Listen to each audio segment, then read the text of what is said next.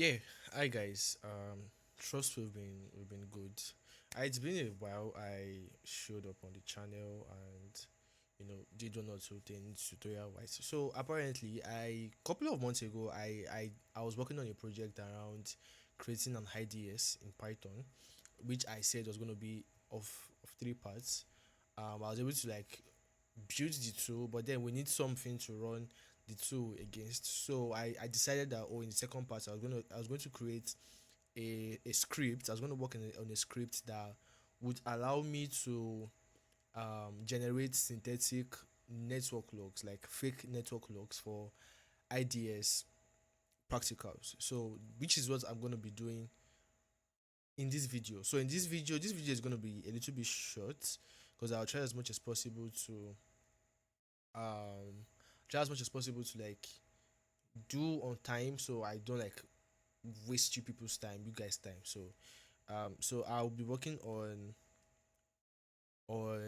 what's it called, I'll be creating a script. I'm working on the script that will generate logs that we can run against our IDS too. So without further ado, let me just dive right in.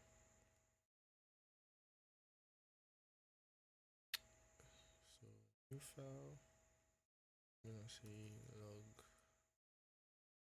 Yeah. So majorly, I would try to um create the script in such a way that we would be able to like run the script multiple times, or the script to keep being active multiple times where we run it. So we can easily say, oh, for we can specify a number of counts, and we can specify the amount of events we want per second. So we can always like run that in what's it called, in Kali, or maybe in your terminal, and get results until you control C, like you stop the script from running. That's when it's gonna stop. But then we can easily like um customize the tool to like specify the amount of counts, like the amount of times we want to do it, and the rate at which we want the script to generate. So I would just continue and start importing every of the things I need to import. Then I'll just like moving into the tool. Then I'm gonna come in maybe by next week. I would come in with a third part and see what I have built, both the IDS tool and the log generator that I'm going to be working on. Then we can see and can compare how both of them works together. We can see whether it works or it does not work. But I'm really really hoping it's going to work. Yep. So let me just move in.